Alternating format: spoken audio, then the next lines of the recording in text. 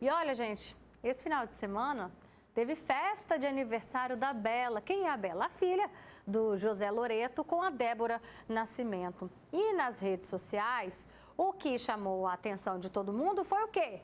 Foi que o ex-casal postou várias fotos ali juntos, felizes, comemorando a vida da filha. Vale lembrar que o casamento dos dois terminou muito mal, você se recorda? Então, o Loreto teria traído a Débora. E aí, entre os comentários, né, nas redes sociais, ali nas fotos, é claro que isso ia gerar um bafafá, os seguidores do ator, escuta só o que eles fizeram, eles até comentaram, né? Ah, é muita maturidade, se surpreenderam com a maturidade do casal em deixar de lado ali as questões que envolvem os dois pelo bem de quem? Da filha, né, gente? Pela felicidade da menina. E a gente sabe que não é tão fácil assim separar as coisas. Vamos bater um papo sobre esse assunto? Como deixar a mágoa do ex para trás e pensar na filha ou no filho? Vem cá, aqui no nosso estúdio eu recebo Elza Leite, psicóloga. Boa tarde, Roberto. Boa tarde, obrigada pela sua participação. E a gente também recebe aqui a Patrícia Inácio, obrigada pela sua presença. Sim, Roberto. E ela vai começar primeiro dando a opinião, o que ela achou, né, dessa maturidade toda ali do Loreto e da Débora Nascimento. Eu achei maravilhoso. Quem dera se todo mundo fosse assim, né, Roberta? Olha, porque, na verdade, o casamento, quando ele termina, a criança não tem nada a ver com isso. Ela não tem a oportunidade de opinar, ela não tem a oportunidade de escolher. Então, ali a gente fala de um menor, e é muito menor, né? É uma criança, quase um bebê. Então, é muita maturidade, eles estão corretíssimos. Quem dera se todo mundo conseguisse, né, fazer isso. Na vida real, você que passou por isso, por que é difícil chegar a essa maturidade? Então, porque eu vejo no ponto de que o casamento, sempre um quer mais do que o outro. Ou ele quer mais continuar, ou ele quer, né, terminar, finalizar. Aquilo não é terminar, né? Finalizar aquele ciclo ali, né? E, na minha visão, fica mais difícil por causa disso. Porque, na maioria das vezes, não é uma decisão conjunta. Eu quero finalizar esse ciclo, só que o meu próximo não quer, ou vice-versa, né? Pode acontecer. E eu acho que é por isso que fica mais difícil. Nesse caso, a traição. Então, a mulher saiu muito ferida, né? A maturidade ele foi muito mais dela, com certeza. Isso envolve mágoas, né? Como superar, então, Elza, esse sentimento de mágoas em relação ao ex ou à ex e pensar ali em prol realmente do maior bem das nossas vidas, que são os nossos filhos? Primeira coisa que a gente precisa considerar é que existe o casal conjugal e existe o casal parental. Embora o casal conjugal tenha morrido, o casal parental, quer dizer, o papel de pai e de mãe, vai existir para todos sempre. Amém. Amanhã vocês vão falar dos netos, do casamento dos filhos, da formatura dos filhos. Então, é pensando no agora dessa criança, né? Em proteger a estrutura psíquica dela, as emoções dela. A gente tem que pensar com ética. Pensar na emoção dessa criança e pensar também que tem um futuro pela frente. Então, é importante que o casal, quando ele não vai dar mais certo junto, como um casal conjugal, ele já comece a conversar num acordo, de forma habilidosa, de forma respeitosa, a mais harmônica possível, em prol da criança. Vocês não precisam ter uma relação afetuosa entre pai e mãe, mas vocês precisam ter uma relação respeitosa e harmônica, porque vocês vão estar ensinando para essa criança como é que funciona o tratamento de um homem para mulher, de pai e mãe. E outra, a criança que vê os pais se dando bem de forma respeitosa, ela cresce mais segura, ela cresce mais confiante, ela aprende a se amar.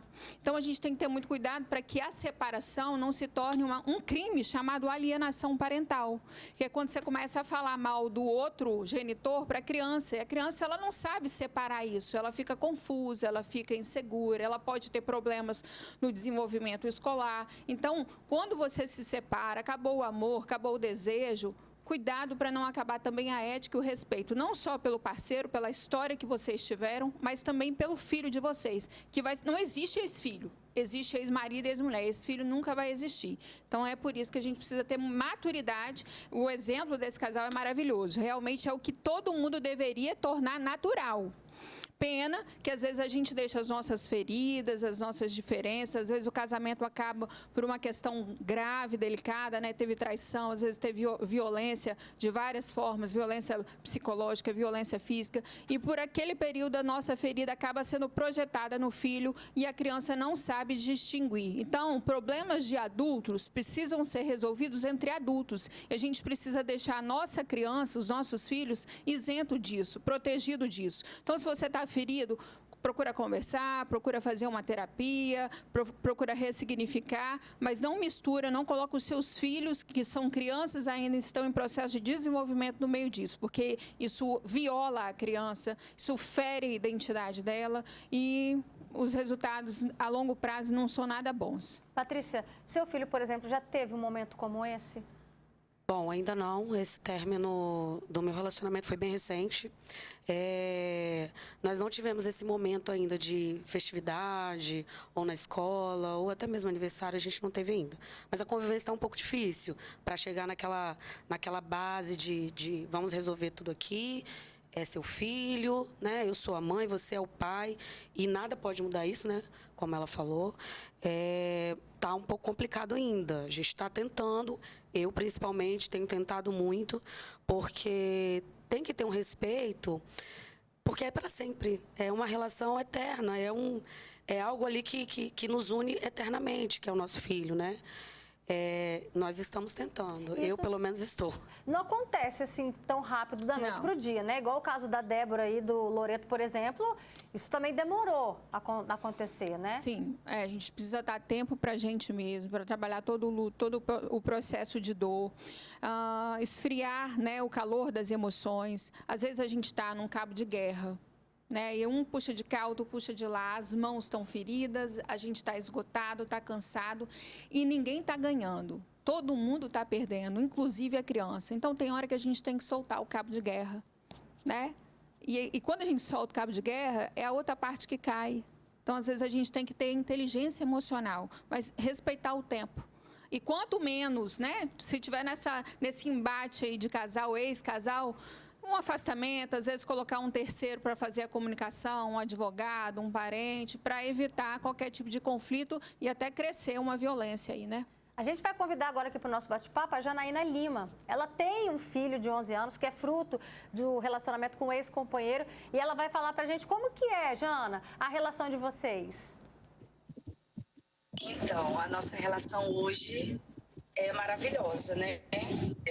A gente se dá bem, tudo que é em prol do nosso filho se torna fácil, mas também no começo também não foi fácil, foi difícil.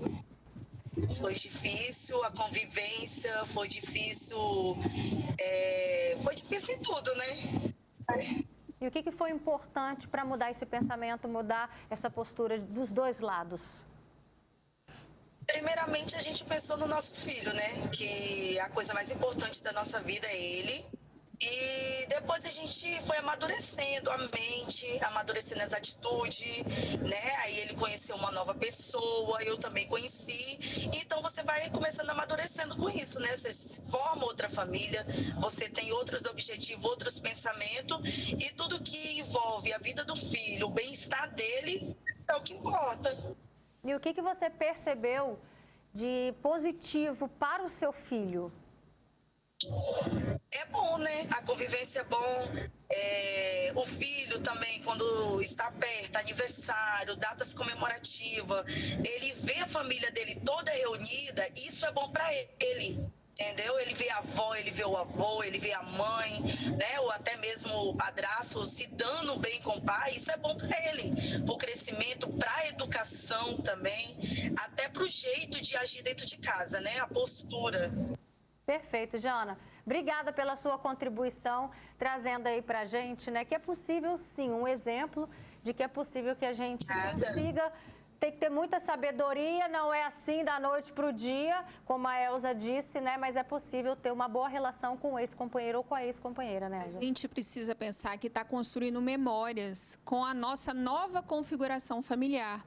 não vai ser mais a configuração social que as pessoas normalizaram, né? Pai, mãe e filhos. Mas vai continuar sendo uma família. Aquele pai casa de novo, a mãe casa de novo, mas aquele filho tem que pensar que a família dele existe. O pai e a mãe existem com uma outra configuração, a configuração mais moderna. E a gente tem aí várias configurações familiares. A gente tem que pensar que o que é família? Família é onde se tem laços de afeto, respeito, não necessariamente de sangue. Tá? Então, quando chegam os outros, né, o padrasto, a madrasta, os irmãos que vão chegar, aquilo dali também é família. Então, a gente precisa criar essa ideia na criança para ela não se sentir não pertencente a uma família, porque essa sensação de crescer e não ter essa sensação de família, de pertencimento, de núcleo, é muito ruim. Dá para reverter? Aquelas famílias que já acostumaram cada um para um lado e acham que está tudo bem. Olha, se os dois tiverem disposição e maturidade, dá. Porque tem um ditado que fala que quando um não quer, dois não brigam.